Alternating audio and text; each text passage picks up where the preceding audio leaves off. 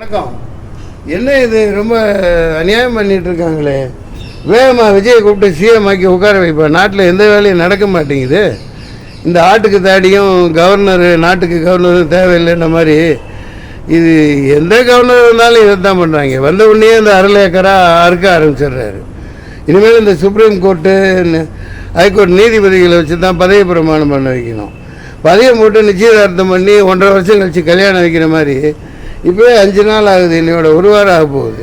ஜெயிச்சு வந்து அது 108 மக்கள் வந்து விநாயகருக்கு தேங்காய் உடைக்கிற மாதிரி பட்டையை கலப்பு பட்டாசு வெடிக்கிற மாதிரி அடித்து தூள் கலப்புன்னு 108 கொடுத்துருக்காங்க. அதை வேறு 108 மாற்ற போகாதீங்கப்பா. விஜய் அந்த தம்பிகள் பயங்கர ஆவேசமாக இருக்காங்க. இப்போ இப்படியே பண்ணிங்கன்னா ஒரு பரோட்டா சூரி காமெடி மாதிரி இதெல்லாம் முடியாது. எல்லாம் அழிச்சிட்டு மறுபடியும் தேர்தலில் வைனா டப்பா டான்ஸ் ஆடினோம். எல்லா கட்சிகளும் துண்டை காணான் துணியை காணான்னு அவ்வளோதான். செலவழிக்க முடியாது. 10 பைசா செலவழிக்காமல் எவ்வளோ பெரிய சாதனை பண்ணியிருக்கு. அப்படி இல்லை. அப்புறம் அந்த மத்திய அரசு இப்படி நாதாரிப்பத்தனமான வேலை பண்ணிகிட்டு இருக்குது. இது ரொம்ப தப்பானது. மத்திய அரசு அங்கே வட மாநிலங்கள்லாம் இதே மாதிரி டுபாக்கூர் வேலை பண்ணி 50-60 பேர் ஜெயிச்சவங்களெல்லாம் முதல்வர் ஆக்கி விட்டு போட்டு 50 கோடி 100 கோடி 25 கோடின்னு வாங்கி தான் ஆட்சி அமைச்சாங்க. இது எல்லாத்துக்கும் தெரிஞ்ச விஷயம்.